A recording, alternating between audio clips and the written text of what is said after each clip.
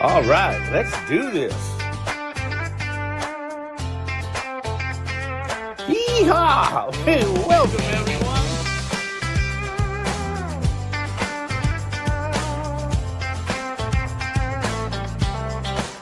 Gold Fever Radio, it's our time to shine. Gather round, friends, let's all align. Heading for dreams in this golden rush. Tune in, feel that excitement, let's all hush. Hey, hey, hey, it's all about the gold. Stories of treasure waiting to be told. At Gold Fever Radio, dreams come alive. Finding that fortune, we're here to fly. With laughter and stories, we're never alone. Tune in every Wednesday, make this place your home. And metal detectors be but searching the ground. In the hills and valleys, treasures can't be found. Staking our claims, we're daring and bold. Living for the thrill that this adventure unfolds. Hey, hey. The thrills in the hunt. Join our journey, take the front. Oh, at Gold Fever Radio, dreams come alive. Finding that fortune, we're here to thrive. With laughter and stories, we're never alone. Tune in every Wednesday, make this place your home. All right, everybody, welcome Gold Fever Radio. It's again Wednesday. It is July. What day is it? The 8th. July the 8th. Mhm. Why don't I ever know what day it is? I don't know, but it's 3 weeks to my birthday now. 3 weeks to your birthday? You know what my brother one time told me? No. I remember calling him that was like on a Sunday or something, and I said something like, I said, are you working? And he said, no, I'm not working. And I says, you took the day off? He said, no, dude, it's Sunday. And I said, oh. He said, God, it should be nice to know what frickin' day it is or not care what day it was or what time it was. Yeah. So that's like me. I don't know what day it is, you know. Yeah. So, Well, yeah, I'll put up the other thing. oh, go to see the Yes. comments there. Yeah. Okay, let me back this all up there for you. Okay. All right, thank Okay. you. Hello, Paul. Jackpot Warrior. What do you mean are we doing the wheel tonight? We already spun the wheel. You should the everything got shipped out on Monday, and most everybody's was going to arrive tomorrow. Yeah, Jackpot. It was done yesterday or the day before. When was it done? We spun on Friday night. Friday. What Jackpot win? He won something, didn't he? Yeah, he did he? Everything's been shipped out already. Yeah, So everything was shipped out on and it was Monday. posted on the site what everybody won. So Yeah. let's see. Steve Collier. Hello, Steve. Mike Pung. Oh, Mike Pung's in there. Imagine that. Well, this way he can talk to the people as well. I talked to him as well. Yeah. Jeffrey Lucas. Hello. Absolute about ready. Okay, Wayne Peterson. He's here in the house. Robert Porch. No, he didn't win anything. Oh, he didn't win. Jackpot didn't win. No. Wow. Sorry, man. Let's see. Hello, Robert. Hey, Robert. I was out in Farm Mesa last week. Man, I tell you what, it's a trip to get back out there. Julian Berry. Rocky Mountain Prospect. There's Brad. Roland's in there. Wow. Roland made it to the house tonight. Happy 21st birthday, Lisa. Well, thank you, Roland. I appreciate that. Dallas Wright. Dallas is in there. Dallas got to come on the show here one of these upcoming days himself. Bradley, 4808. Hello. Anyway, so what's happening, Lisa? What is happening? Well, today is National Video Game Day. Okay. It's also National Ice Cream Sundae Day. National Salute Day. No, it's not that. I'm having a Smirnoff Ice Splash. Big Peach deal. Bangle. Okay. Famous birthdays today. Wolfgang Puck. The chef Wolfgang Puck. Oh, yeah. He's 77. Kevin Bacon is 68. You know who Kevin Yeah, Bacon he's is. an actor. And it would have been Toby Keith's birthday today. Toby Keith, yeah. He was good. He died too young. He died in 2024. Yeah. Don't let the old man in. Okay. Well, this is interesting. So this day in history, and I don't understand this, and maybe you can explain this. In 1796, that's a very long time ago, 1796, Okay. the United States State Department issues the first passport. Okay. I guess that's when they were going to allow people to start traveling, I guess. But I don't know. most of the people in 1796, there's the mail lady, most of the people in 1796 just came here like from Europe. They, Well, from England, all those maybe they people. locked the place up. I don't know. I don't can't know. answer I that. thought that was really weird. 1835 is when the Liberty Bell cracked. Oh, sorry to hear that. Yeah. In 1889, the Wall Street Journal began publishing. In 1913, the erector set was patented. And in 1947, reports were broadcast that a UFO landed in Roswell, New Mexico. We're going to go to Roswell one day. I keep saying that. Hmm. Yeah, Robert, I thought about you when I was way out there, but I was in a hurry and it was a million degrees. I don't see how you live way out there. La di da. Hello. La di da. We're getting ready to go back to Oklahoma again. You know that? I know For a that. treasure hunt. That's in October. You're October, doing we're going to Oklahoma for our treasure hunt, that. or California via Oklahoma, Yeah, or whatever yeah, it is. right. Anyways, we got a guest tonight. You know that? I did know that. Did you know that? I did. We should just bring him right on in here, Shoot, huh? go right ahead. There he is. I see his picture. Do you see him down there? I do. I see him down there in the little TV screen down there. Okay, and there we are. Good morning. Well, good morning to you too. Oh, I was gonna say you wasn't moving Yeah, there. it's kind of like, oh, Oklahoma. You were frozen. Am I moving now? Lay. Yeah, you were frozen. Like you just got your picture up there, and just talking. Okay, I'll just hold still, just not move, and it'll screw with you. Yeah. Yeah. Oh, Mikey Pung, what the hell you been up to? Oh man, I've been doing everything. I've been, I stay on the road quite often, and when I get home, it's a million miles an hour in order to get all my things that I need to get done. So I've been doing my duns, and yesterday I was burning a bunch of brush, and it's just, if it's not one thing, it's another. Like what was that comedy skit, Saturday Night Live? Like my father Dan, Rosanna Dana used to tell me, if it's not the one thing, it's another. Not one thing, it's another thing. Yeah, Rosanna, Yeah. Dan. Yeah. So you're the famous maker of the old gold cube. I'm sure. Well, yeah. Everybody's got to have. Everybody, I'm sure, has a gold cube, have used a gold cube, or knows what a gold cube is all about. And, It's kind of funny. I do those shows and I'm traveling around, and I am shocked at just how many people have not even heard of the gold cube. Really. Yeah, it is crazy. I mean, it's kind of nice because that means I still have room to grow. Oh, But, yeah. it's also kind of weird because I've been spending the shit out of money for advertising. Everybody should know it.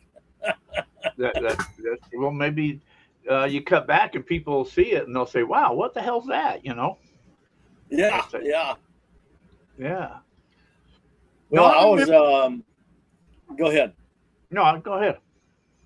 No, I was down to my plastics place. The gold cube is made in America, by God. And my plastics place is right downtown Oklahoma City. And we've been working on a cute little drawing that's going to turn into a mold here sometime soon. An add-on? Guess what I'm making? A mini gold cube. You guessed her, Chester. Really?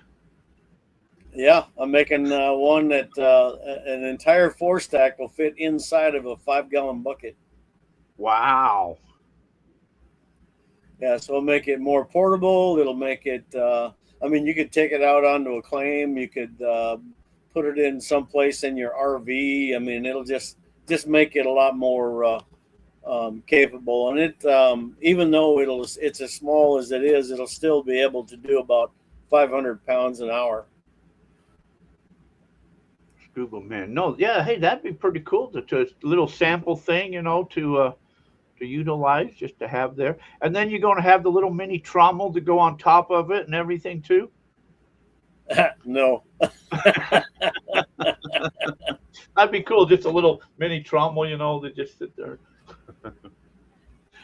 Yeah, he's like, I think I can. I think I can. I think I can.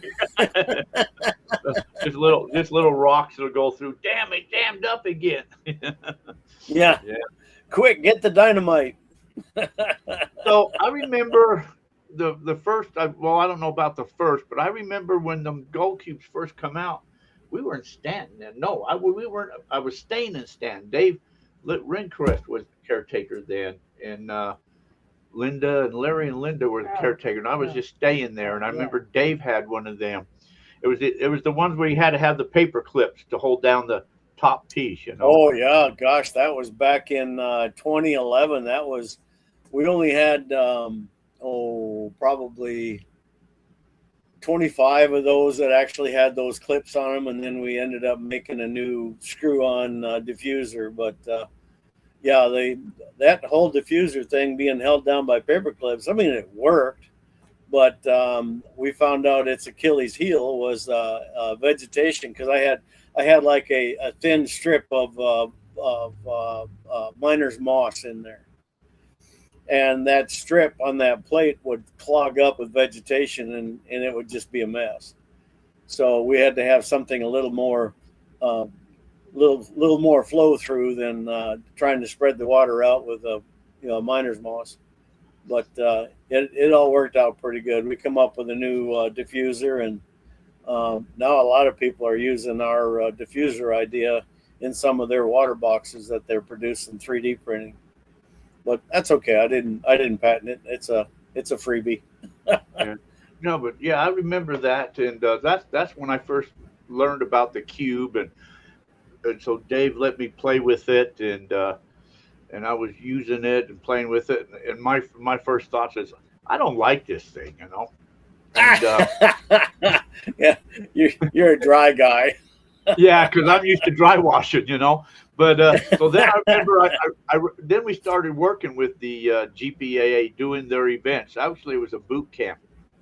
And so I remember coming up to you at a gold show, and you had stacks and stacks. You had boxes galore of all these gold cubes. And Dominic says, go around to people and see if they'll donate stuff for you to use at the gold camps and stuff. And I said, all right. So I came up to you and I said, hey, Mike, will you donate a gold cube? And you said, Jack, I've been giving these away right and left. I can't afford to give you one. And I said, that's okay, Mike. I'm teaching these boot camps. And when I first ran this thing, I didn't like it. And I guess that's what I got to tell people. And then he said, would you like a 3-stack or a 4-stack? You said, I'll give you one. And I'm going to show you how to run it properly. And I said, okay, Mike, that'll work. So. Yeah. I've always, that was my first impression of you being such a dick. Yeah, it hasn't changed. But no, that would just say that was a long time ago, And you know what? Out in my shed, I got a gold cube with the trommel on it. So nice. I still use it. Hey, is my video on this? Is it? Am I stalling out on this video? Every once in a while, you freeze. Yeah. Yeah, maybe I ought to go back in the house and get a little closer to the Wi-Fi.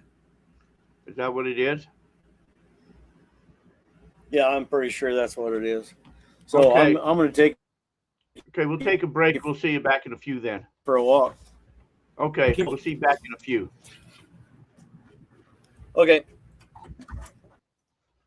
Okay, so so while he goes and gets repositioned. Say hello to the new people who came in. We got Mark Mirabella, he's Scuba Man. Yes. Buck Rackley, Annie Matika, and Timothy Pinkerton. Timothy Pinkerton. Yes. Why does that name sound familiar? I'm joking with you.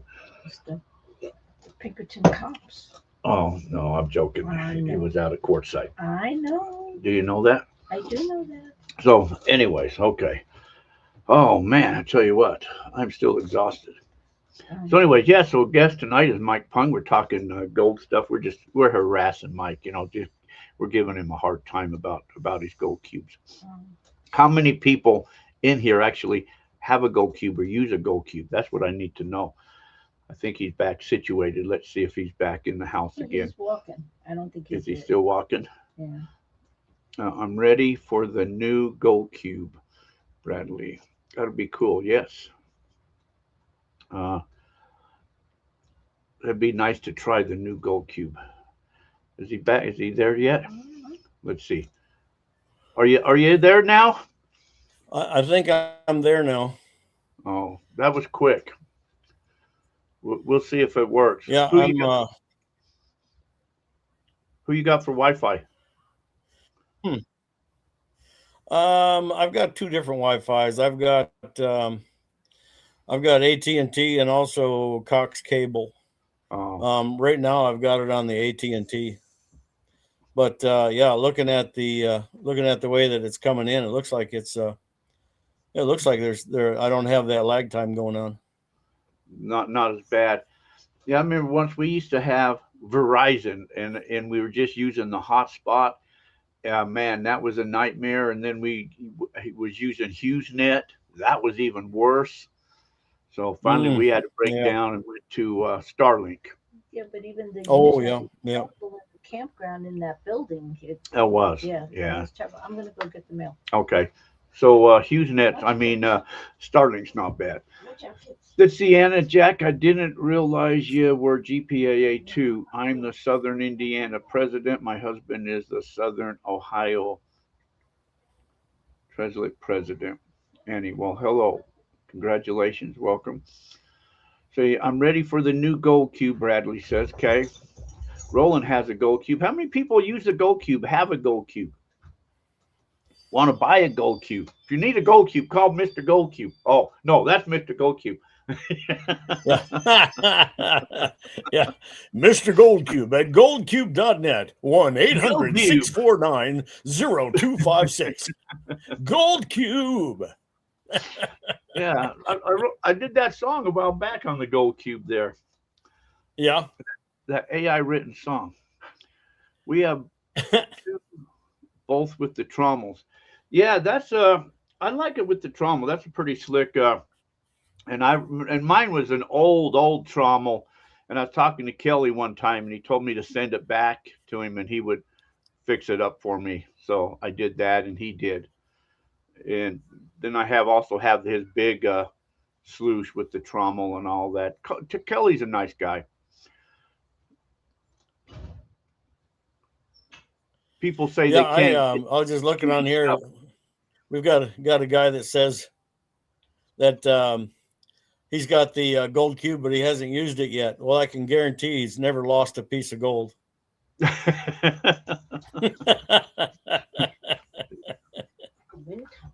Yeah, that's true. Yeah, it is windy outside here. Yeah, if you don't use it, then I guess you can't cube it or lose it. I had some stickers here. Cube it or lose it, baby.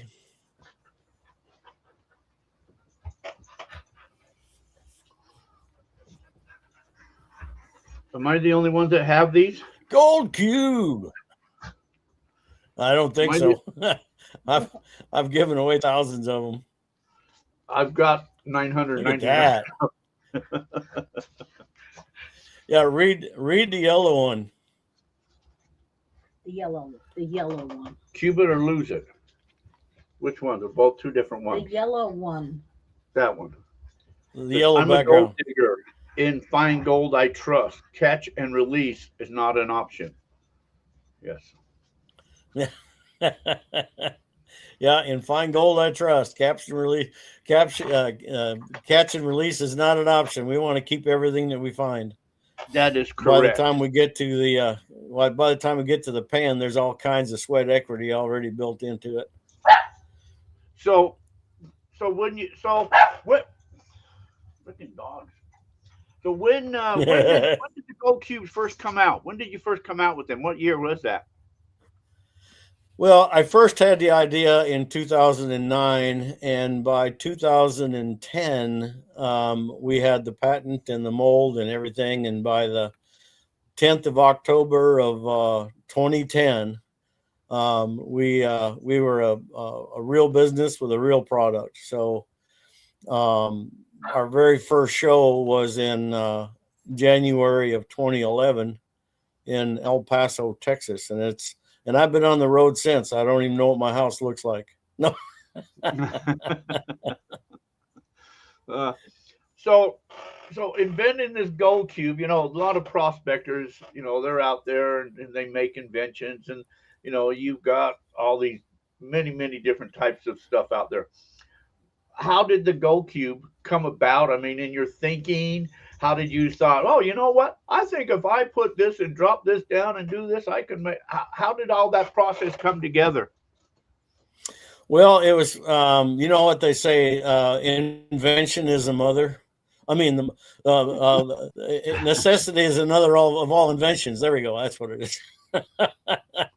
Okay, so it basically I was looking at some gold up on Lake Superior, Michigan, and that was all glacial gold, and every bit of it would all fit through a 50 mesh screen, and the gold was flat like cornflakes, and the black sands that it was in was round, completely aerodynamic, and so the black sands would actually outrun gold in through the water. So I was like, well, that's just not, gold isn't acting the way it should, because the being aerodynamic, it was like a ball going through the water, no restriction. But the gold was flattened right out, and it just like zoop, zoop, zoop, zoop, and it finally make it to the bottom. So there's a couple of things that I had to figure out. Is number one, how to keep that gold off the surface, because everything I was trying to use, when I drop it on there, the gold would hit the surface, and it'd be like trying to give a cat a bath.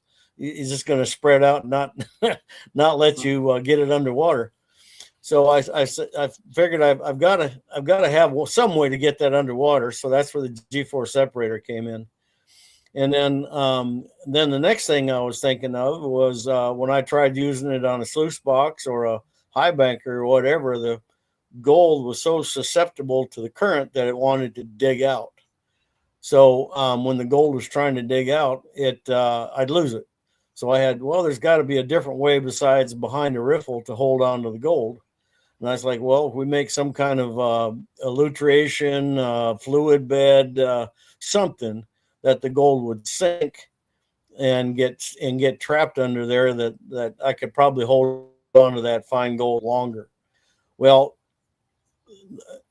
I've probably said this on the show before, but I found this mat back in 2008, and it was way before the gold cube was even thought about.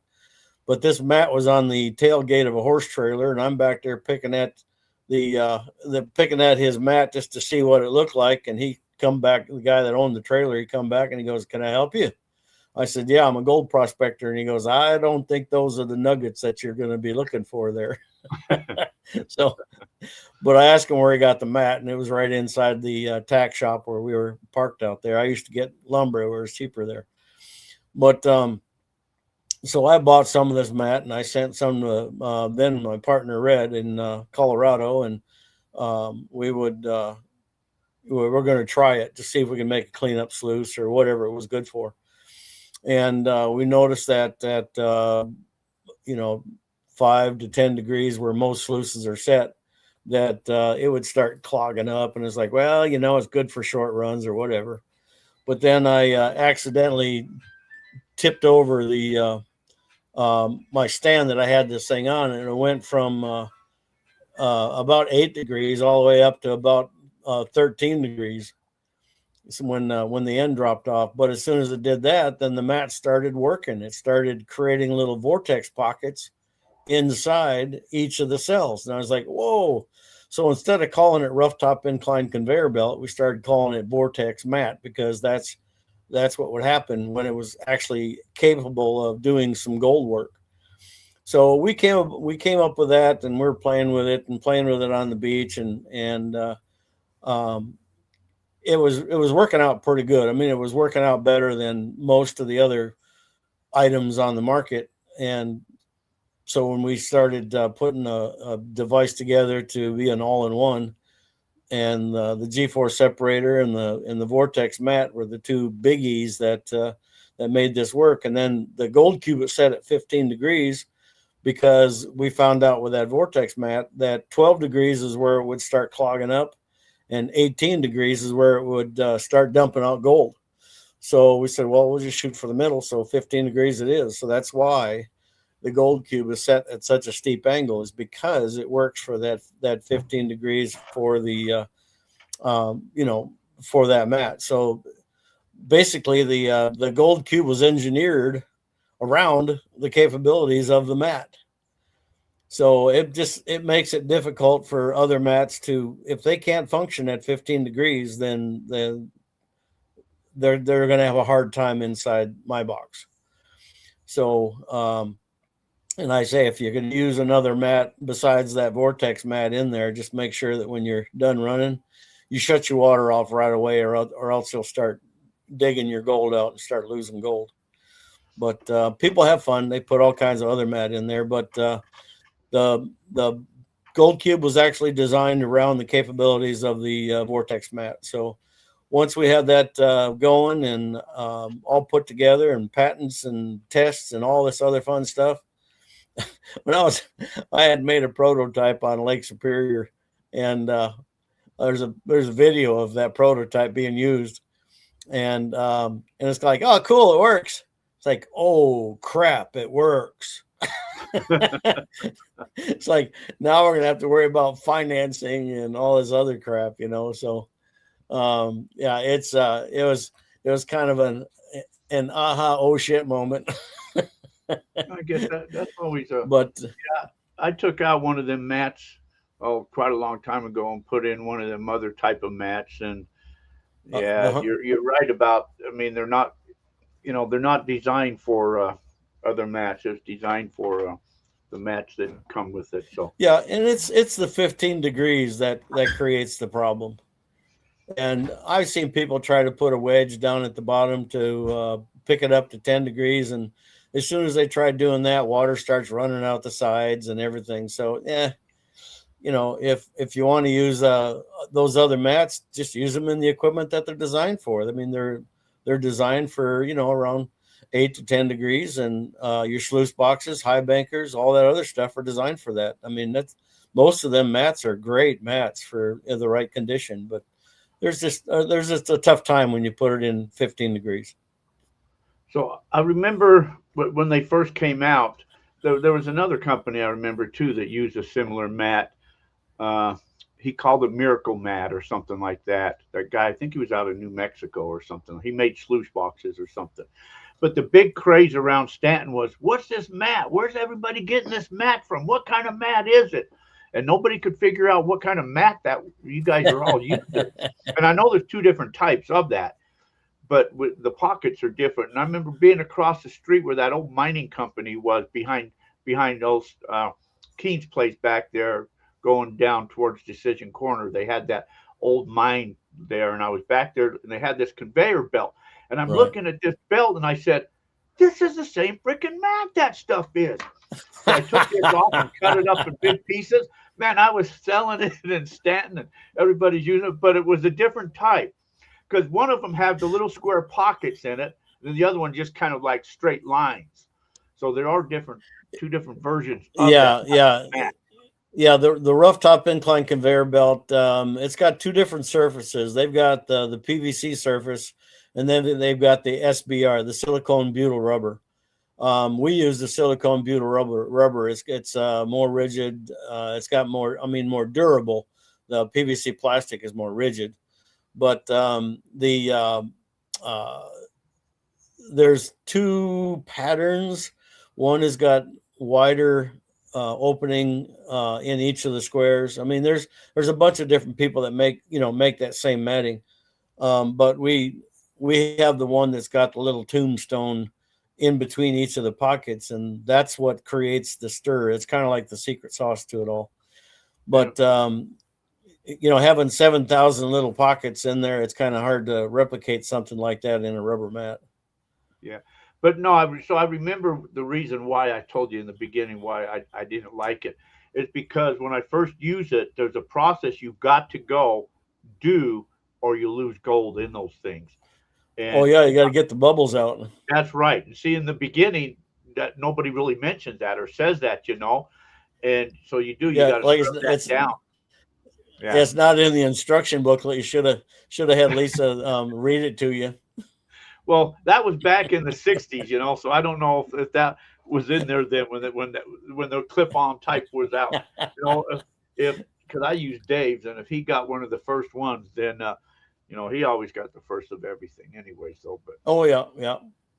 you remember old Dave, don't you? The old caretaker Oh, there. I sure do. Yeah, just short, squatty guy. Yeah, yeah, yeah. We were just Yeah, talking yeah. about him the other day. We kind of miss him. So who snuck in here that I didn't see? Thomas Thomas Folks. Folks is in there. Uh, Annie Markle. we Jeff. saw Oh, him okay. before. Okay. Thinking, and Scott. Oh, Scott Norwig. Yeah. Okay, cool. So anyway, so since you've created that, I've got some questions here for you too. But since you created that, you've also now did some add-ons to that. What all add-ons have you added to that? Yeah, our first one was the gold banker. Basically, it's like a screen deck on top, but it's got a water spray bar on the leading edge of it, and you can shovel right on there, and you can, so everything that goes through the screen goes into the gold cube and gets processed. Everything that's large that didn't make it through there, that might be where your nuggets are. If you come into too many nuggets, give me a call. I'll help you out with a few of those. I know they But use that in Alaska a lot because that's what we were using up in Nome. Up there was the banker up on top to clean up. yeah, and generally what I'll do on the gold banker is all the material that comes off of there, I save it, and I just scoop it out and then scan it over top of a metal detector. No beepy, no keepy. No, Get rid of it. But So- but I've also got a trommel, and the trommel now both the gold banker and the trommel have 3/16 inch holes in them, and of course I know you didn't read the instructions, but and in the instructions it says 1/8 of an inch or 8 mesh.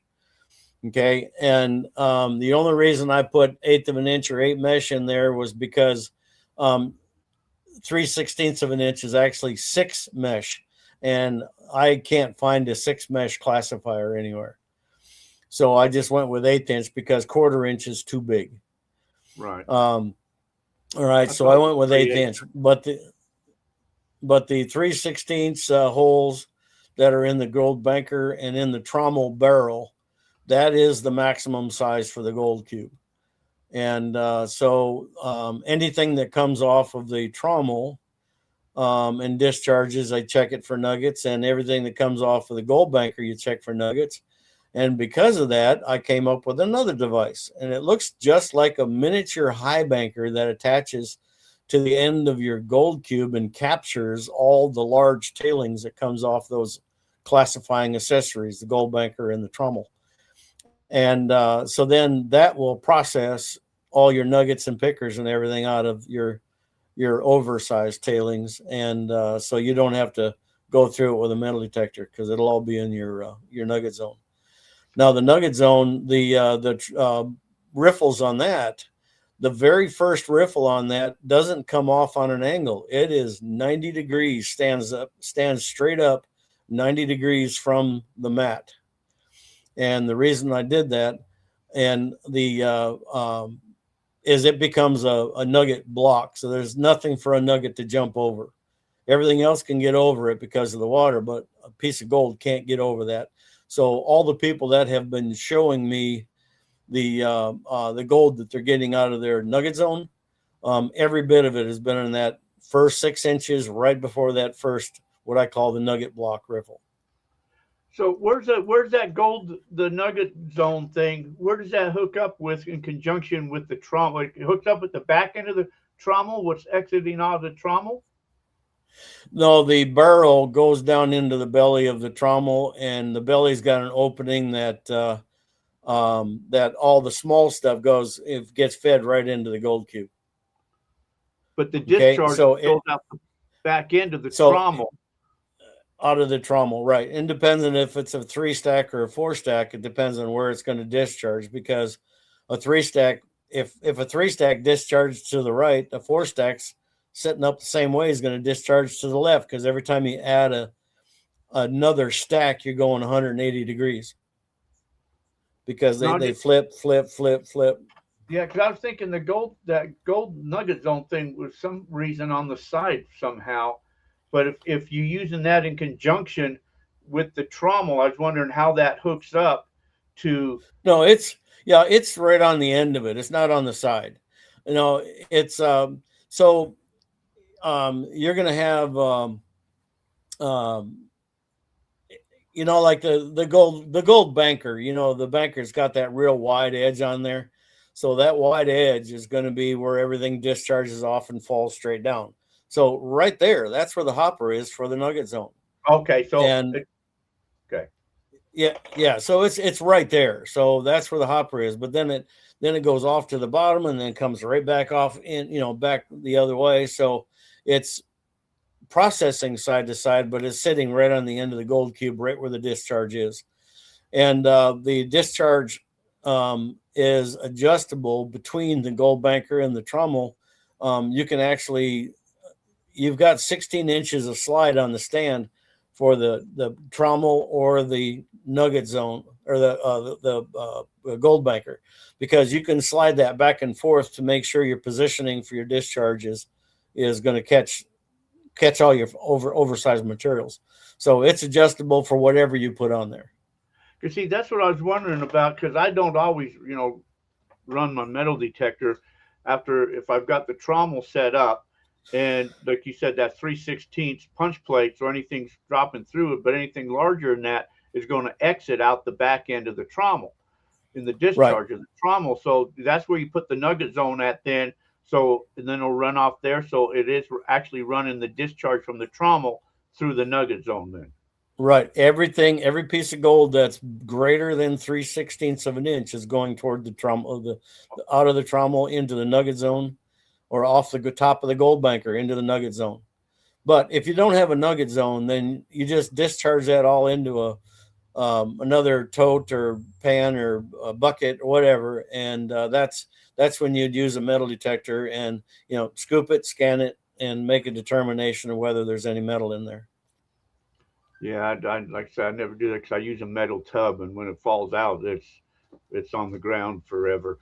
But that's one thing I don't have on there is a nugget zone. I don't have to pick me up a nugget zone one time then to put it on there just to utilize. Yeah, or you'll talk bad about it. No, no. You know what? I should say. I just love to test equipment and use equipment, and I remember doing one time. Remember I had when I bought the gold grabbers from Alan Trees when he sold the gold grabbers, and I was using a gold grabber. I was using I remember how I set it up. I had the gold grabber set up, coming out of the gold grabber onto your gold cube. And I remember you called me one time and you said, "Jack, what are you trying to prove?" And I said, "I'm just trying to prove which of these machines will lose any gold, And I just like to test. And I remember one time I was using Pat Keen's machine he had, and I'm setting it up, and the sucker fell down and it smashed the shit out of my thumb. It hurt really bad. And I threw that sucker on the ground. And I said, "Piece of shit," Well, Pat calls me and asked me to take the video down because he's getting a lot of people saying the machine's a piece of shit, And I said, "Pat, it's just the way I just film it the way it is, It doesn't mean nothing good, nothing bad. It's just a prospector, doing the work. So I don't mean nothing bad by your stuff because I got it and I utilize it. So don't get me wrong." Right. Yeah. The rule of advertising is location. If you're creating another location and that thing is being seen, I'll tell you a story about someone saying something bad about the gold cube. Remember, up there in Gold Rush. That guy up there, oh, he was the medic for Parker Schnabel.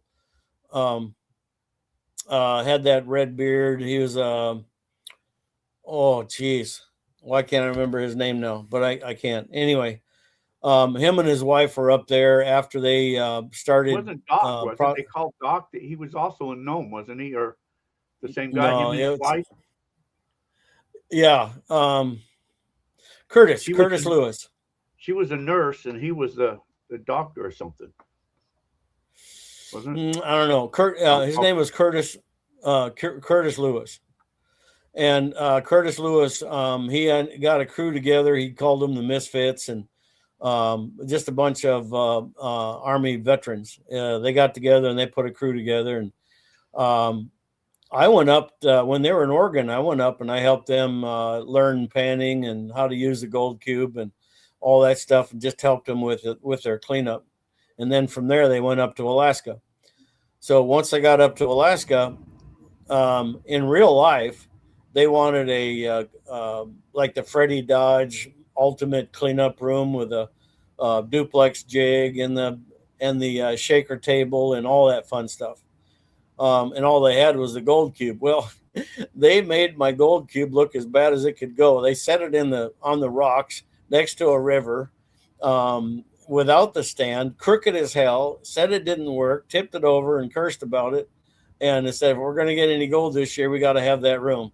So they kicked me to the curb. Well, that one scene right there, location, that one scene within the next 10 days sold about 25 gold cubes. I saw this and he says, I know it couldn't be that bad. Tell me what the story is. And by the end of the phone call, they were ordering gold cubes. So it doesn't matter how bad someone talks about you or how it looks. It's as soon as you get to be in somebody's mind and their thoughts are off their lips, it's that's advertising that actually works.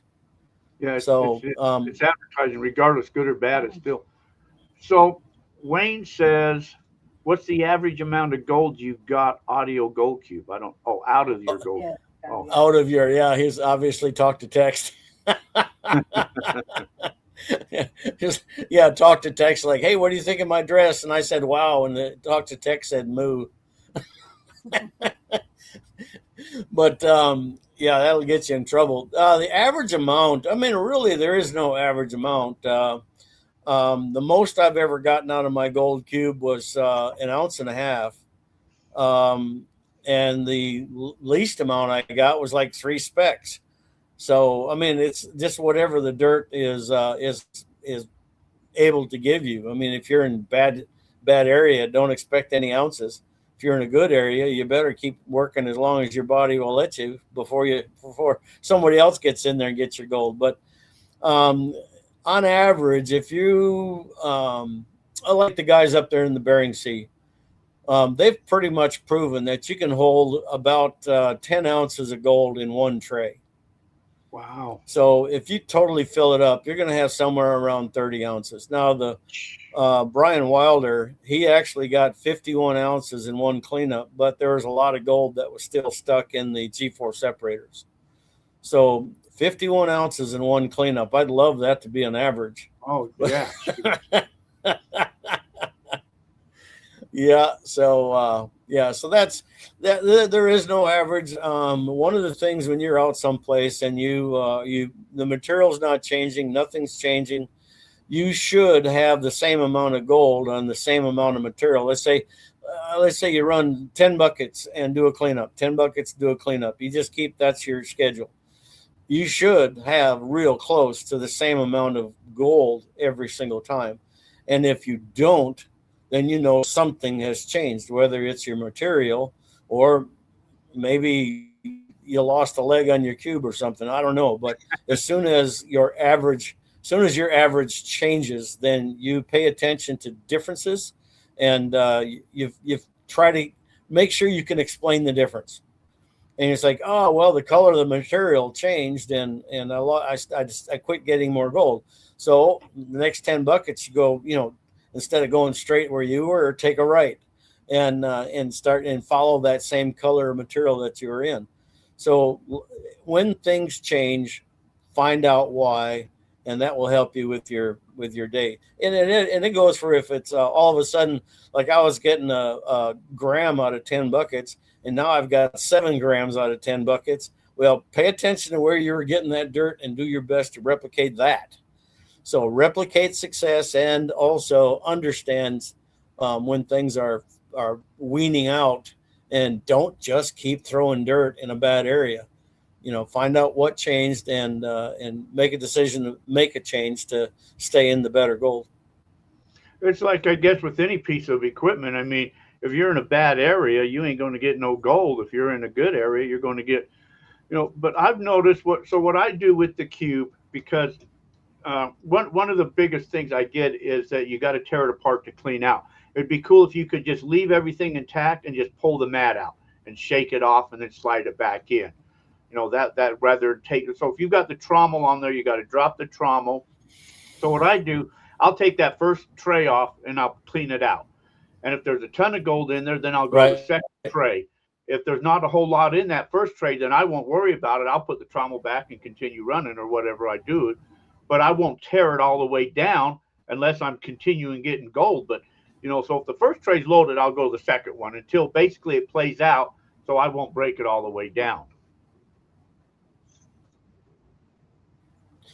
Right. Yeah, and that's something I do all the time. I can't remember if I told you, I bought 38,000 pounds of black sand. So 38,000 pounds of black sand, and it's got gold all through it. So basically I took a ton, just as a sample batch. So I took a ton of that. I removed all the black sand. And then once I had the black sand removed, I ended up with 6 buckets of non-magnetics. So I would run 1 bucket of those non-magnetics with all my gold in it through the gold cube. I'd pull the top tray.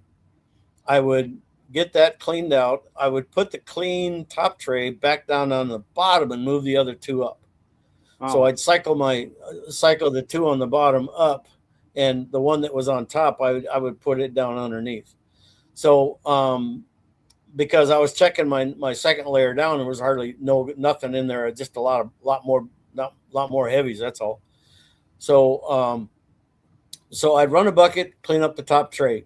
I would pan it all out as good as I can, and then when the gold started getting a little tough and I couldn't clean it up, I'd throw it right back in the top of the gold cube and run the next bucket. So I would do a bucket, pan, clean up, start with a fresh tray and do another bucket. And by the end of those 6 buckets, all I had was gold in a snuffer bottle and just one final cleanup at the end. So it really helped my ability to get through that material. And I wanted to see the type of gold, since it was a sample thing. I wanted to see the type of gold that was happening throughout that entire batch, and it all stayed consistent. So, so I know exactly what's in those 38,000 pounds. I got 8 super sacks full of black sand. So there's some questions here. Let me run through some questions for you here. Yeah, let's do questions. How much for 8x50 mat, Mike? Oh, it's about $20. Let's see. What's that? Which where you put? No. See, is there a YouTube showing the complete setup? In my site, goldcube.net. So go to goldcube.net and you'll see the video section in there. Under the videos, you're going to see Gold Cube University. And under Gold Cube University, there's a video series in there called How to Train Your Gold Cube. Okay, so that'll talk about the stand. It'll talk about the gold banker. It doesn't talk about the trommel, but it talks about the gold banker, and it's talking about the bubbles in the mat. It's talking about all that stuff. So that'll help you understanding how to set up the gold cube. So it's Gold Cube University, How to Train Your Gold Cube, under the video section on our website, goldcube.net. Okay, Steve says, Hello, blah, blah. I have a question for all. Have you noticed a decrease in presses? I don't know what. Presses. I don't know what he means Well, by that. yeah, huh? Um, I don't know what he's talking about. Okay. So I need to order because I don't have is that high banker. So so you got one Oh, of the them? Nugget Zone. No, not the Nugget Zone. I don't worry about nuggets. I don't get no nuggets. Oh, you mean the Gold Banker itself? Yeah, the Yeah. gold banker. So I need to order. So you Okay, got one got of it. them in stock? Oh yeah, they're in stock. Okay, The other so thing that we just changed, we had galvanized steel, and the galvanized would wear off and everything, and we also had stainless steel, which is a lot more expensive. And we found for the same cost as our galvanized, we've got aluminum. So we've got aluminum punch plate now, which is really rigid. So it works real good, and it makes it to where, like, if you're going to use it on the ocean or salt water, you don't have to worry about it rusting on you. So we've got, instead of the anodized and the stainless steel, now we're just switching to aluminum. So that's what okay, we got, and they're so I need to order one of them. So okay. so give me one boxed up or whatever you got to do, and right after the show, I'm going to call you and let me just give you a credit card and do it that way rather than go the other channels and everything. Yep, Is we'll that, take care of it. Yep, is that okay? yep, Cool. you bet. And if anybody else wants to order anything from me, what do they got to do? How can they? What's the best way to order something from you? All this stuff you Well, the got. easiest You Yeah, got the 50 easiest different way products. the easiest way for their credit card security and all that stuff, make people feel good about shopping online and the security stuff we've got on, is just go to the website, goldcube.net. But if you got special needs or whatever, then our 800 number is 800-649-0256. Then we can talk through, if you like that matting, that 8 by 36, whatever it was, matting that the guy was talking about.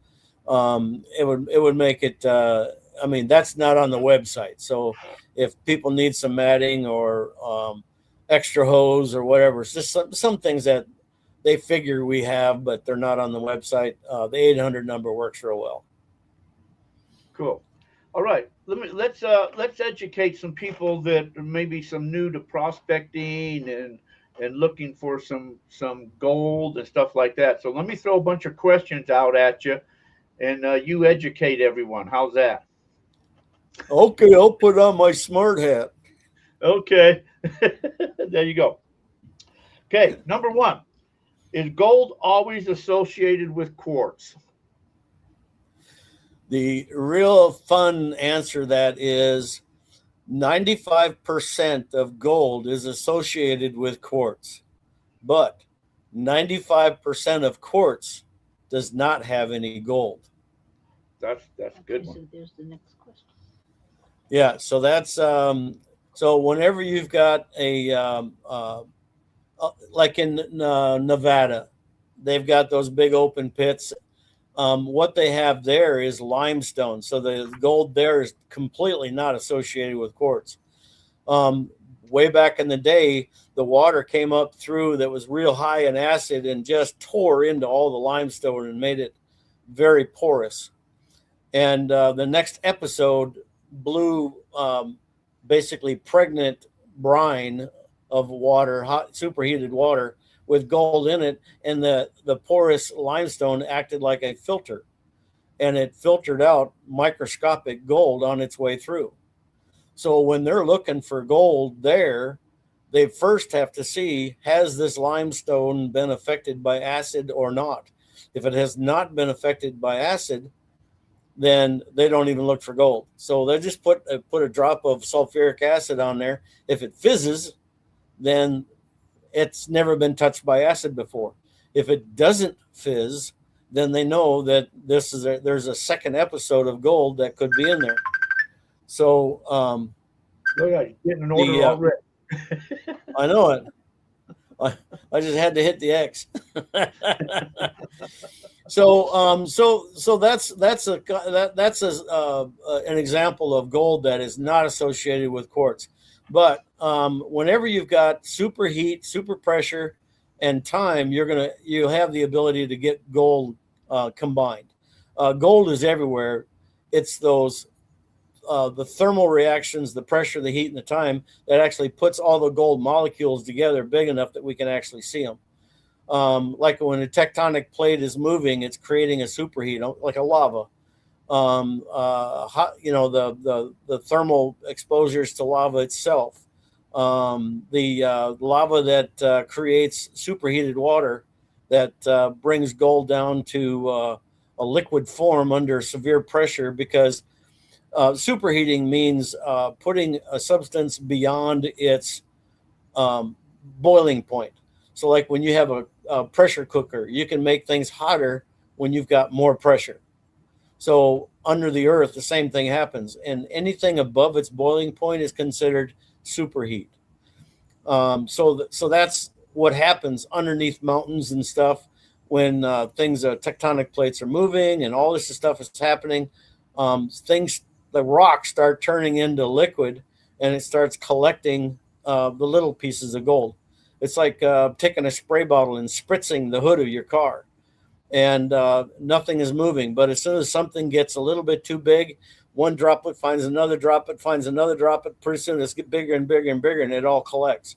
So within that collection of the liquid that's been heated beyond the boiling point or the melting point of the gold, when that all comes together, then it gets moved along with this silica or the quartz that starts acting like a crack filler, and it runs up seams that were like busted rock from the tectonic plates that are shifting, and that superheated liquefied rock becomes a crack filler, and it brings the gold up with it. So that's a vein, and that's what the hard rock miners are actually chasing, is these cracks that have been filled back in with all of that melted rock. And where the quartz and the basically the fieldstone, the whatever host rock is there, where they meet, they call that the contact zone, and that's like squirting the water on your hood. That's going to be a place that it's actually going to be able to collect together bigger and faster, because it's got friction there and all of a sudden rapid cooling. So that's why the contact zones are you hear a lot about that when people are talking about mining underground. But so there's a really long answer for quartz. Okay. Okay. Back to the quartz. What type of quartz do you look for in association with gold? Just think of the quartz going into a bar in the world of negatives or reverse. You need to go ugly early. You're not going to the bar looking for the best looking quartz. You're going to the bar looking for the ugliest, nastiest looking quartz you can find. Okay, so no, go ahead. If you've got quartz as white as my beard, and it's looks pretty, and you can kind of see through it, and it looks like it almost could have been a crystal. I mean, if you're getting quartz that's that clean and that pretty, then there's not any mineralization in there that's going to give you any type of gold formation. Now you're going to have some of that quartz that's got some mineralization that almost turns it blue, like a blue gray. And you'll hear people talking about blue lead with lead, and then blue lead or blue quartz. Whenever there's a blue being talked to with it, like the blue lead is the quartz that's been ground up, and and it's turned into a clay. So that's the blue lead. The blue quartz is a stained quartz. You can see a lot of white through it, but you'll see a lot of this bluish gray color in it. And then you'll see even darker stuff, and you'll see where iron has oxidated, and when it oxidates, it turns into a red and rust, and it just gets ugly. And that's the stuff that you want to go for. If it's a pretty looking quartz that you would put on your driveway or you decorate with it, that's not gold. That's not gold that has, or quartz that has gold in it. So the go as nasty, ugly as you can, and that would be a greater possibility of having gold in it. Okay, I've always kind of understood it. So you mentioned it's like, when the veins come shooting up, if when it attaches to the gold or whatever it is, let's say it's like caulking and it just fills that gap, and that's just your white Right. quartz. It's just garbage quartz. And then you've got the Not quartz. necessarily. Yeah, it's both quartz will do it. It just depends on what was available during that melt. But I mean, it's just a pure quartz. There's just nothing to it. It's just pure quartz. Where then you got your Right. quartz, that's ugly quartz that they call bog or something like that. That's got all the pivots and the holes. That's black and purples and stuff like that. Is the kind of quartz that you're looking for when looking for gold. Right, right. And they both pretty much happened at the same time. But the ugly, nasty one, that one basically what happens is a lot of the other minerals that came up with it had the ability to leach away or degrade through oxidation, and it leaves all those pits and cavities and all that other stuff. But a pure quartz won't do that because there's nothing in there to oxidize. It's all silica. So that's why the quartz, once we get to see it, it's really nasty and pitted and everything. It started out solid. It just degraded to that point. So, but that's if you're hard rock mining, that same quartz with all those pits in it, it'll actually be more solid. It'll be pretty much the same color, but it'll be more solid. But if you've ever watched Jason at Mount Baker Mining and Metals, that hard rock mining that he does, he's pulling out a lot of pyrite metals and stuff out of the quartz that he's actually blasting out of the wall. Okay. Now, in time, when that quartz is exposed to oxygen, all of that metal in there is going to decay. It's going to go away. So all of those places that have that metal in there, now they're just going to become open, icky areas. Okay, so that's the type of stuff that before the oxygen gets to it, it's still a solid something. But after the oxygen gets to it, then it's going to turn into all those pits and missing areas that have all degraded away from it. But that's the kind of stuff that's going to be traveling with gold in more cases than not. It'll be traveling with gold, and that's the stuff you grind up to see if you've actually got any gold in that type of quartz. Yeah, but if it's clean and pretty, the chances are real high that you're not going to have any gold in the clean, pretty stuff. Okay, so I've always have done, if I'm say walking through a wash or I'm walking along, I'm looking for areas to prospect, and I'll see a big piece of quartz. It don't matter what color or whatever. I'll pick it up and look underneath it, and if it's just plain, then there's no iron around. But if that underneath is all iron stained, it's got that oranges and red, whether the iron is leached into that quartz is a good indication that there's iron there in that ground, and that gold, of course, wants that iron. Sure. Yeah. Now the gold won't attract the iron. The quartz won't. It may stain, but it's not going to pick up gold. No. It's too solid. Yeah. Yeah. But it's a good indicator. And whenever we're out someplace, we do look for indicators. And one of our indicators is black sands. I mean, you're looking for the places that the heavy materials are falling out. So if let's say like you're dredging, I know it's a nasty word in some states, but let's say you're dredging and you come into a lot of that really pretty quartz. Well, guess what? You're not going to find any gold because that quartz is a very light rock, and you're looking at an area that is full of light rocks, and that's beyond all the heavy stuff. You need to go upstream from where you're finding quartz, because the quartz made it that far because it's not heavy enough to stay put. All the heavy stuff was being left behind. Okay, so you got to remember, just because there's quartz doesn't mean that you're in the gold, but it is telling you a story. It's telling you a story of how the weights of the material around you have been moving. So, like in the wash in the desert, where there's a lot of quartz, I'll pick it up and look at it, but it will tell me a story of is it just a quartz flow? If it is, I need to go up to find out where the heavy stuff is, whether it's up creek or up the hill from where I'm standing. So every mineral out there is going to tell you a story. You just have to you have to know what questions to ask it. Okay, so you jumped ahead of me on one. Is gold always found with black sand?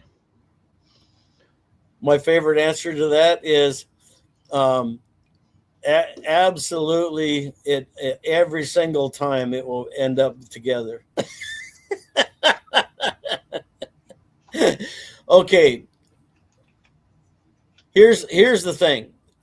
The farther downstream you get, the more chance, or downstream, downflow, down arroyos, whatever, the farther gold has had a chance to travel, the easier it is to find some black sands to hang out with. Okay, now some of your quartz and all that doesn't have any magnetite in it whatsoever. So if you have a brand new spot that has a bunch of crushed stuff, whether it's a landslide, but real close to the source, you may not have any black sands at all available to hunker down with the gold. So closer to the source, you'll find less black sand with your gold than you will downstream, because it's had more of a chance for the black sands to gather, and it'll have more of a chance for the gold to find the spot for the heavies. So those are the things that make the difference of always going to have black sand or not always have black sand.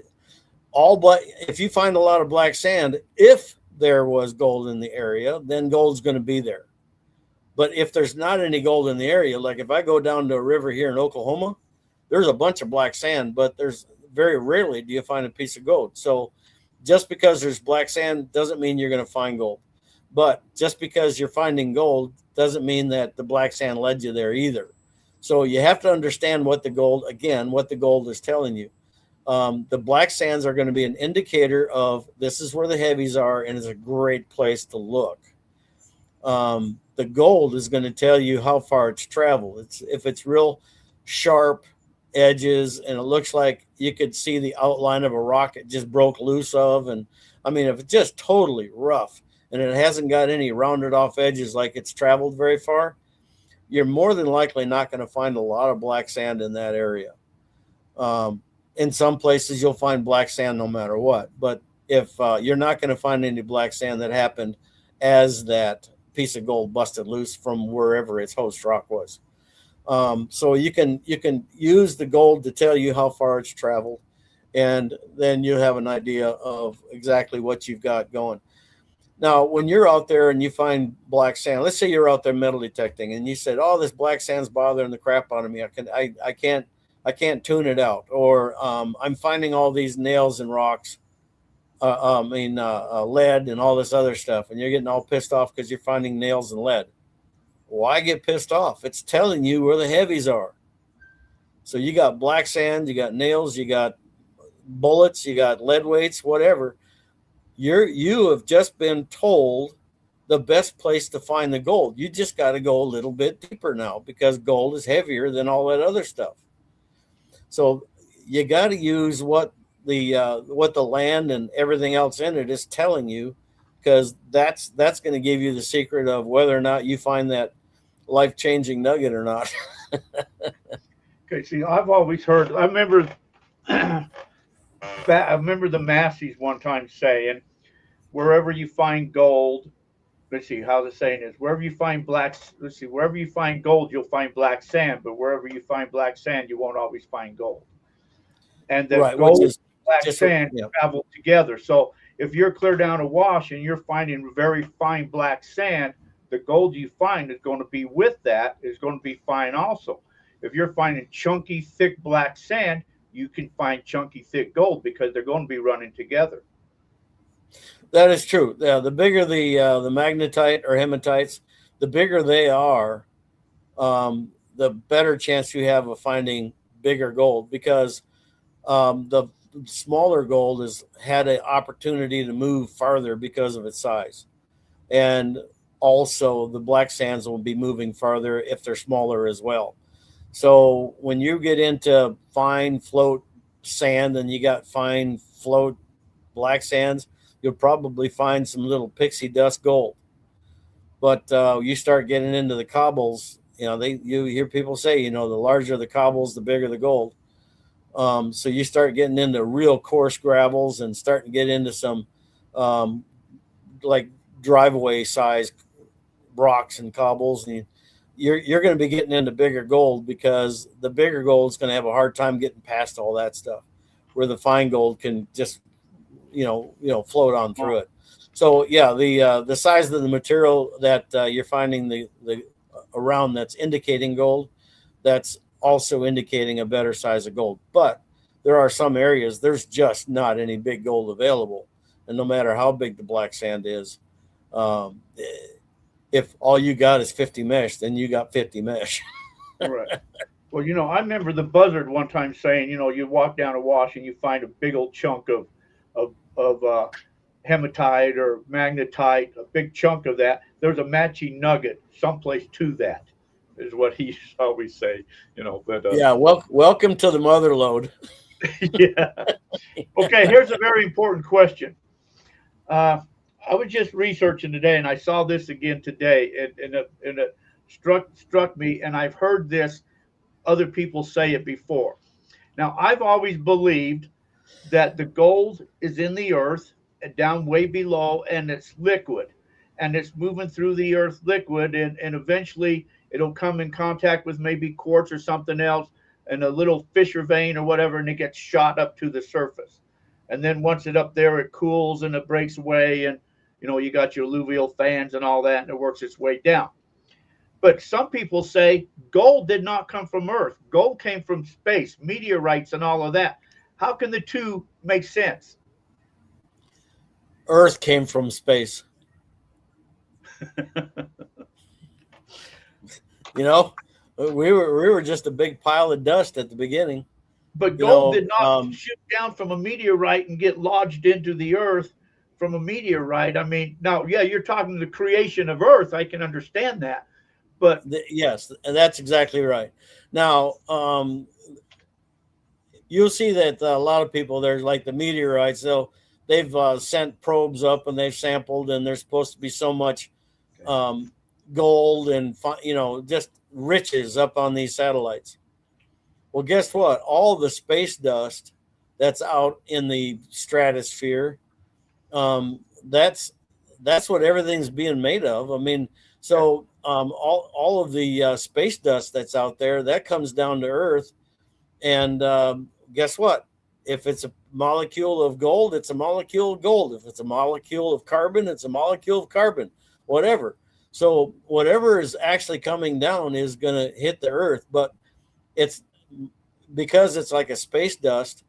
It's not going to be big enough to do anything with it. So it has to continue to sink and sink and sink. And as it goes down, if it comes in contact with some kind of thermal condition, whether it's a geyser or a tectonic plate or a volcano or whatever, lightning strike, earthquake, shaking things and melting things around. If it comes in contact with that, then maybe it can start its life with a couple hundred other molecules, and might be big enough that we could maybe detect it. But everything that's on the Earth, when the Earth was put together, about all the gold that's on this Earth right now was here when the Earth was formed, and everything that happened when forming the Earth, on the I don't remember what day that the Earth was formed, but it's probably the second day or something like that. But anyway, we have no idea how long a day was. So during that day, the Earth was formed, and all of the matter that it took to form the Earth was that was part of the cake. That was part of the mixture. Okay. Uh, you So sometimes, that's why Earth was from outer space. yeah. Well, I mean that. So sometimes you hear stories about how gold is where gold is found at, and there are some places like say you travel to California and you're climbing the hills and you find tons and tons of lava beds, lava tubes. Some place up in Idaho you travel and the same thing. You'll just hit patches and patches of just lava. You can just see that lava coming up. Some people I've Oh heard yeah. them say gold. It, let's see. So the question is gold found near lava beds? If gold was available to be brought up during the formation of those lava beds, yes. It's just like quartz. If the gold was at a consistency or concentration that could bring it up and create blobs of gold, whether it's 50 mesh or 2-ounce nuggets, if that was available, then yes, it's in there. If it's big enough to form a nugget, then you can probably go through the lava beds with a detector and just start pinging nuggets. The other thing you can do is just take some of those lava beds, take them back, crush them, and see if any gold was available during that episode. And if the answer is no, then the answer is no. Some of that lava is all off the top, where the gold is sunken down a lot deeper. So it takes one hell of a lava explosion to create enough power to pick the stuff off the bottom and push it up to the surface. See, I So always thought gold or lava is light, very light in weight, where gold is heavy and the two elements wouldn't travel together. well, if there's enough force, they will. That's the whole thing. I mean, it's just like putting sugar in iced tea. If it's cold, it just sinks to the bottom because it's heavier than iced tea. Okay, if you warm it up a little bit, it'll mix in with it. Okay, so there's obviously going to be some warming going on, but those molecules are still at a certain density. I mean, they're 19 times heavier than water, and lava is like 2 times heavier than water. So what'll happen is if it's a lot of gyrations are going on within that caldera, because that's that pit where the lava's in. If there's gyration going on, it's a very active, very angry situation. Well, then it's going to start stirring that stuff up off the bottom and mix that sugar up into your tea again. All right, and if there's an episode that does that, and then it shoots its top off, then you'll have gold in with it. If it's a minor eruption, it may not be violent enough in the caldera underground to get things stirred up and picked up.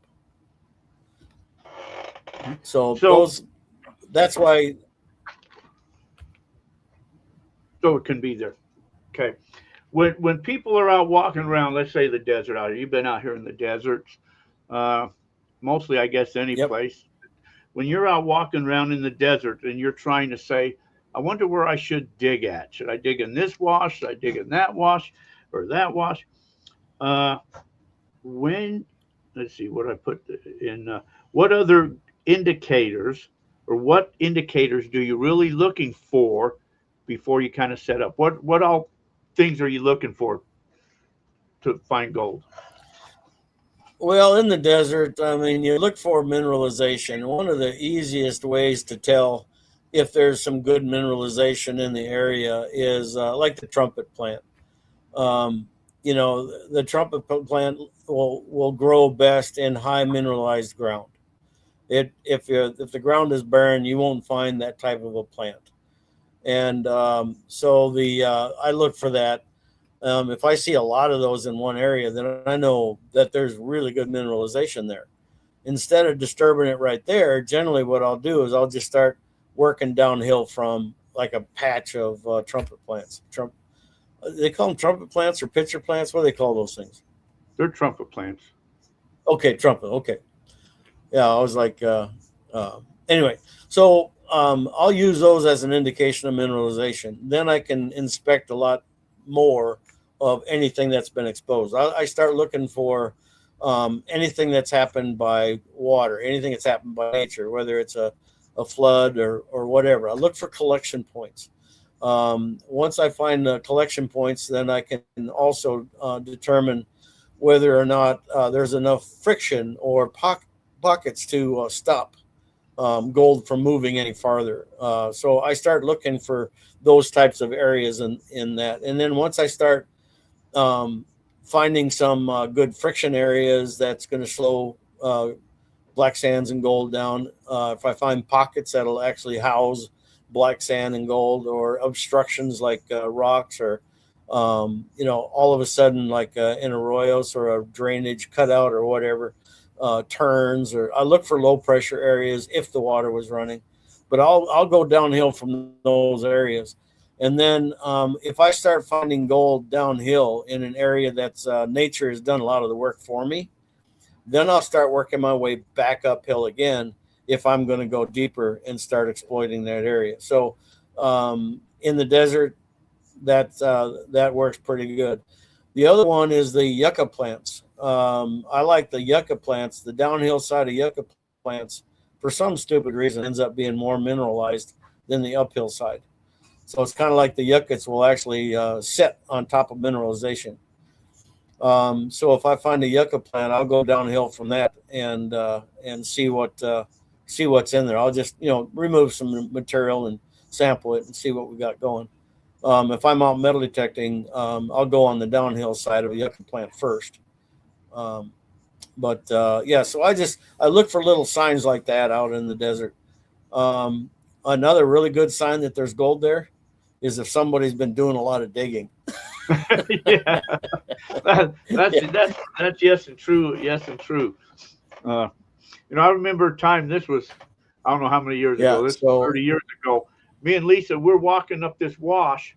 This was kind of when I was still kind of greenhorn, and there was this big hole going inside the hill, and I'm thinking, oh my God, they're finding a lot of gold in this thing. This is huge. So we took out like 20 buckets, hauled it home, didn't find a speck of gold. That hole keeps getting bigger and bigger and bigger, but nobody ever gets any gold out of it. So, no, everybody keeps taking 20 buckets out of it. Well, because they must be finding gold in there, But gold has been found. Yeah. Gold has been found. Yeah, dig it. If you want to dig a basement, just dig a hole in gold country and tell somebody you found gold there, and everybody keep going back and removing the dirt for you so you can put your basement in. They do, especially. Here in Arizona, we walk up a wash. Oh, there's Salome Mark. Hello, Salome Mark. We walk up a wash and we'll see where people have been digging here, then everybody wants to get in the same hole and dig because they think, well, they must have been finding gold there, so they dig the same hole. Yeah. One of the things that I'll do when I see a place that a lot of people have been digging in one area, I'll go to the bottom of the hole and just do a sample pan. I dry pan. So I'll do a sample pan from the bottom of the hole because all their sloppies are going to be at the bottom of the hole. Okay. So I go to the bottom of the hole. I sample it. If I didn't get any gold in my sample bottom of the hole, then that hole there is discovery, but nobody found. So I won't worry about going any deeper. I won't get my 20 buckets out of there. It's got to prove itself first. What was I digitized? Because it's falling off the sides of the bench as they're going down. It's falling off the sides, and if there's nothing at the bottom, unless they vacuumed it out, but if there's nothing down there, then you're right. There's no sense. Oh, sure. Working that hole. Yeah, if they vacuumed it out, then I'll just compliment them on their ability to vacuum it out, and I'll keep walking. Yeah. So you done got it all. Thanks for looking. No, nothing to see here. So I learned something new a while back. Remember where you were up there and you found all that gold up there on that hill that time? Yeah. Yeah. And we got lucky that you didn't keep going, because if you would have kept going, you would have hit the mother lode. Because that gold slid off that hill, and the people that were up there, I pulled one piece that had 18 grams in it, and other people, they were pulling chunks galore out of it. So we figured what they called that, which I've learned, was an iron cap or gold son, I guess, that sits on top of the Yeah. gold thing. And so that must have broke off, and then it all slid down that one little piece, like 20 feet wide, and then it got into that wash, and that piece just was loaded with gold. So somebody was down below in that wash. You know where that big cut is right there that goes through that area, kind of where you were Yeah. finding your Yeah. nuggets at. Just below that, Right. they found a 1 ounce nugget right there, and that was just several months ago. They found that. So that Wow. wash, I mean, once that gold made it to that wash, it went all the way down in there. But man, that was a good area. We had a lot of fun up there playing in that area.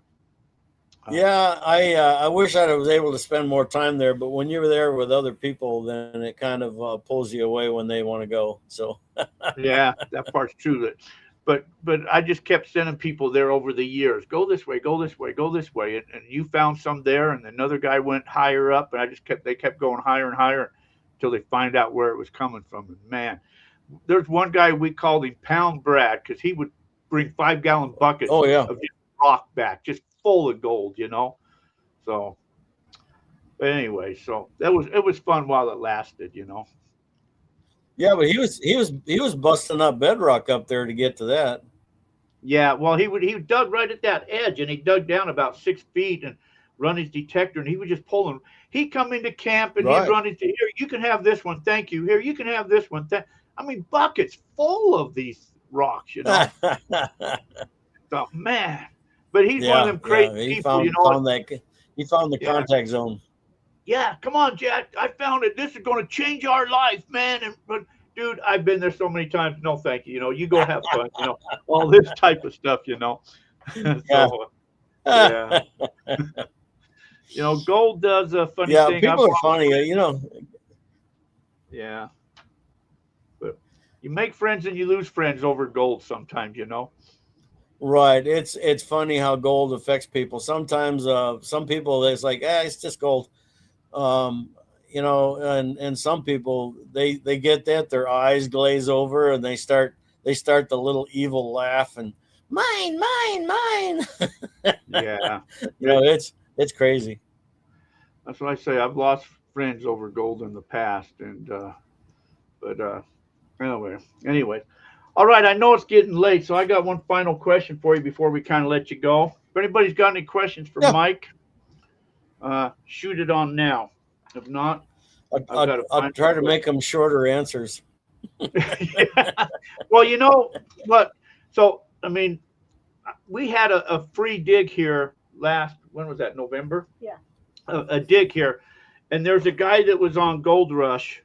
I'm not Gold Rush, but Freddie and Juan that has a mine up there where we were. And I said, well, Yeah. you come over and speak, you know, to the group there. There was probably 30 people there. And he said, yeah, I'll come over and speak. And some other guys that were there said, hey, the town we live in, there's a geologist, and he wanted to come up and kind of listen, and maybe he could talk. I said, sure, that's fine to have him come up. So while this one guy was talking, the one guy that was on Freddie and Juan's show, he was telling about the area and kind of what you're looking for. This geologist kept butting in and saying, well, the platonic plates came up and the earth was, and I kept saying, dude, I don't care about platonic plates. I want to know where the freaking gold is at. So does everybody else. You know, we're not freaking geologists. You know, tell us where the gold is at. But he couldn't get that through his head. He just kept, you know, we know, dude, you're a geologist, you're smart, you went to school, all of that. So the two different people in life, and I'm not going to mention their names, there's two geologists. One is a guy and one is a girl. They're both on Facebook or YouTube, and they both have big channels. One guy will tell you, oh, there's trumpet plants, and that's an indicator for gold. It means iron. Another one says, oh, that's just a myth. That's not really true. And that one also did an article in the Mining Journal. So yeah, I know who you're talking about. A geologist that just talks rocks. One is a geologist that actually will tell you where the gold is at. And that's, you know, kind of the difference of, you know, like, so if people, I'm not a geologist, but I would say, look for red dirt, look for, you know, that's your iron, look for greenstone, which is the green stuff, you know, epidote or whatever is always associated, seems to be with gold. You know, so Right. Yeah. gold The is saying is indicated the for looking redder. for. Yeah. Yeah. They said the Yeah. redder the better. So that's Yeah. all The that I redder said. the better. Yeah. So anyway, okay. So Mike, here's a final question for you before you can go eat. We're going to go eat too. A person just starting out in gold prospecting, they're green as Okay. green could be, and they're going to go out in the desert and say, "I'm going to find me some gold." What's the best thing for them to do? Call you.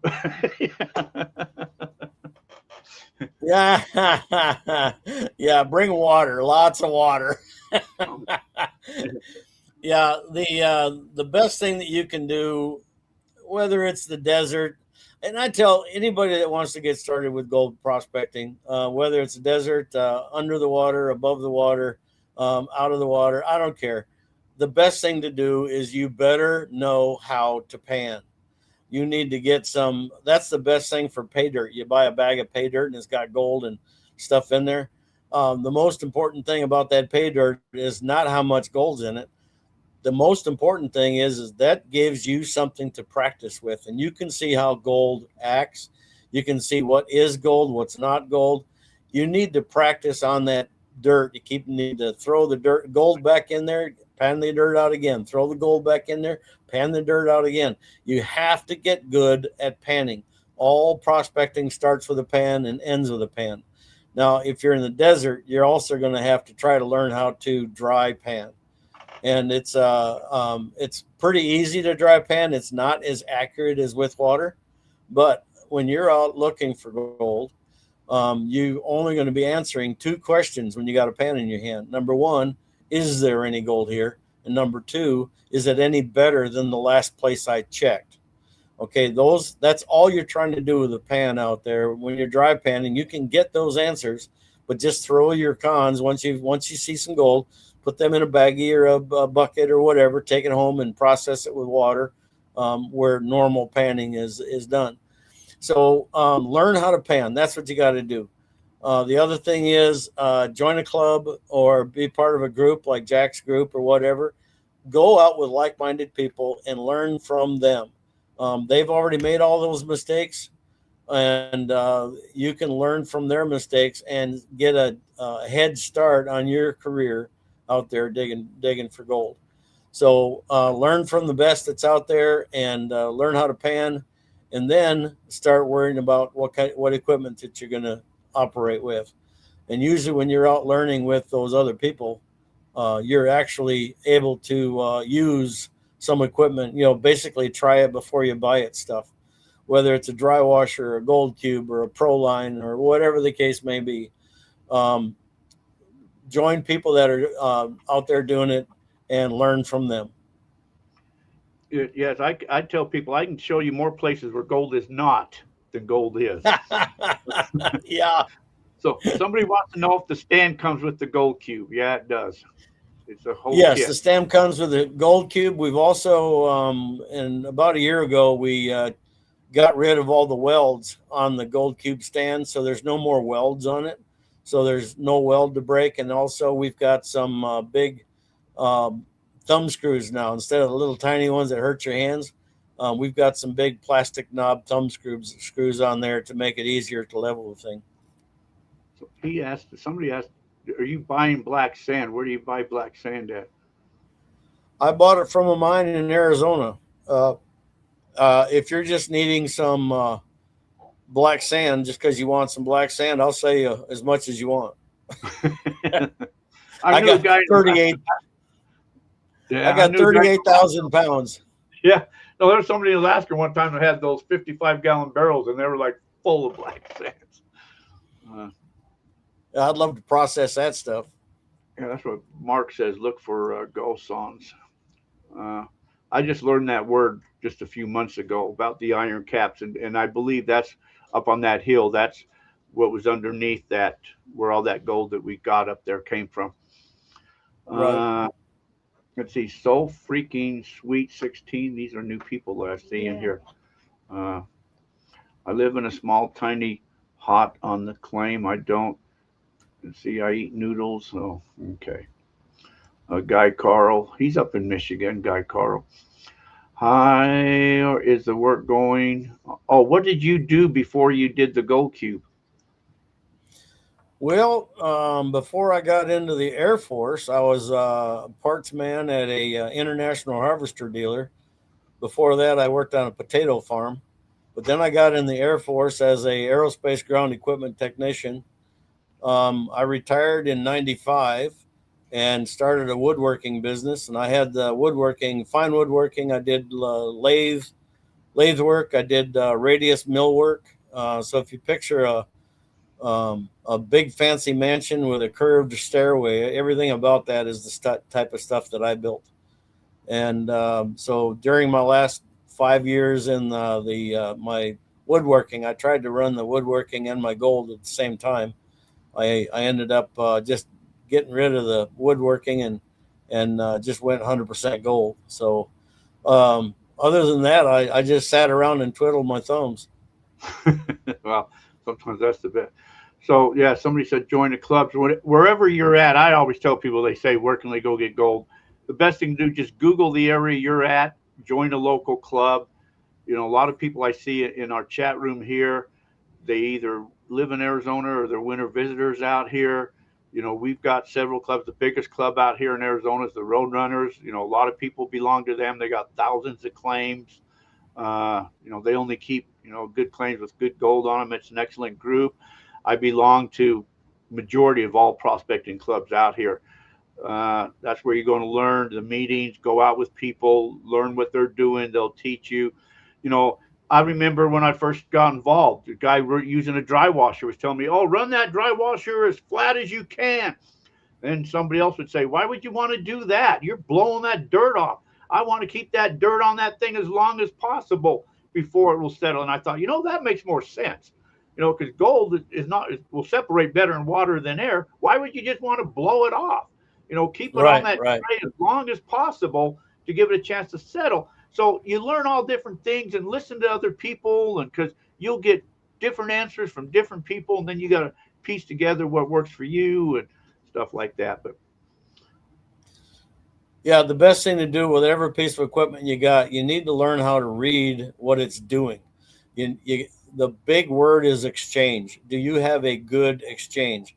If you don't have a good exchange of material, then you're going to have a place that's either blown out or locked up. So you don't want the material solid in there. You don't want it locked up or packed up. So you have to make sure that whatever piece of equipment you've got, that it has a good exchange. So new dirt coming in, old dirt being kicked out. So if you got a good exchange, then you'll have good retention as well. that's good. All right, Mike. So if anybody wants to get a hold of you again, what's the best way to get a hold of you? Well, you can call me on my cell phone. Boy, should I give everybody that number? My cell phone is 405-650-0542. So 405-650-0542. And my 800 number for ordering is 800-649-0256. And the website is goldcube.net. Cool. Okay, I'm going to call you because I need one of them speed bankers or high bankers, whatever they are. Because my thinking is I can take the, you know, the trauma. The thing about the trauma, it's like basically it's a classifier. So I don't classify my material when I got the trauma on there because that is my classifier. But if I've already classified my material down, the trauma is worthless. So I might as well use the speed banker or high banker or whatever you call that thing to put on top. Gold banker. Gold banker. Yeah, gold banker to run my material. So yeah, and you can shovel right on top of that too. The best thing about the gold banker, especially if you got an area that's got a lot of materials just stuck hard onto your rocks and everything, you can just keep working that stuff around. Like I use like a floor brush, a scrub brush, because otherwise you'll wear out your hands or your gloves or whatever. But so I use a scrub brush on that, and you can just keep working your rocks over until they're clean. And when they're clean, then you get rid of them. With a trommel, if they're not clean and they've made it to the end of the trommel, they're dropping off. So the just like Freddie and Juan will teach you, you gotta have clean discharge rocks. Well, that's what. So what's Yeah. the number again? Best number to get a hold of you again? My cell phone 405-650-0542. 0562 0542. 0542. Okay, I got you right here. Okay, I'm giving you a call, Mike. Hey, all right. I gotta find me an exit song out of here. All right, Mike, we'll let you go. We appreciate you hanging with us, taking some time, spreading your love. You're welcome. Yeah, we'll keep everybody in. It's probably going to be around October before the miniature cube comes out, because I got the molds got to be made and all that other fun stuff. I got it being 3D printed right now, so we'll be able to poke at it and say, oh, this needs to be changed, or that's perfect. Let's take it to print. But what's that? Send me one so I can use it when they come out. Let me be one of your first testers. You want to beta test it? Yeah. Okay. I'll make you a beta. Okay. I want to be a beta. All right, Mike. Hey, we appreciate, bud. Okay. Appreciate you having me on. Okay. Take care. Everybody. Have a good night. Okay, you guys all take care. Have a fantastic evening. And until our paths cross again, thanks everybody for watching. Until next week, see y'all. Thanks, guys. See you. Bye. Good night, everybody.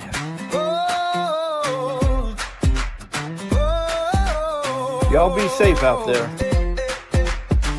Go fever's here, it's a wild ride. With dreams in our hearts and gold by our side. From the hills to the coast, let's spread the cheer. Every week we gather, our passion sincere. Keep those dreams alive. Feel the beat with hope in your pocket. Life's a treat. Ghost Fever Radio, we're riding high. Thank you for hanging until next goodbye. Like, share, subscribe, keep the flame. May your pants be heavy in fortune's name. Rivers flow deep, the desert does sing.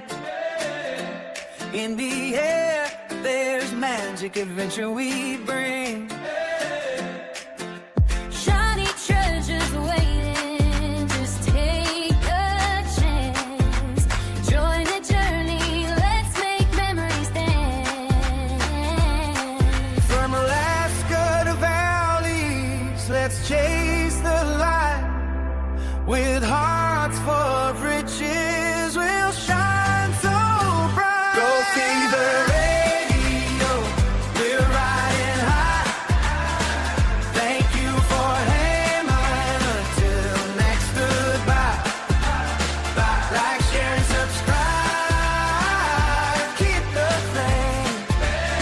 May your pants be heavy in fortune's name. Until next week. Unfortunately, our guide is way over there now. Adventures away. Let's make life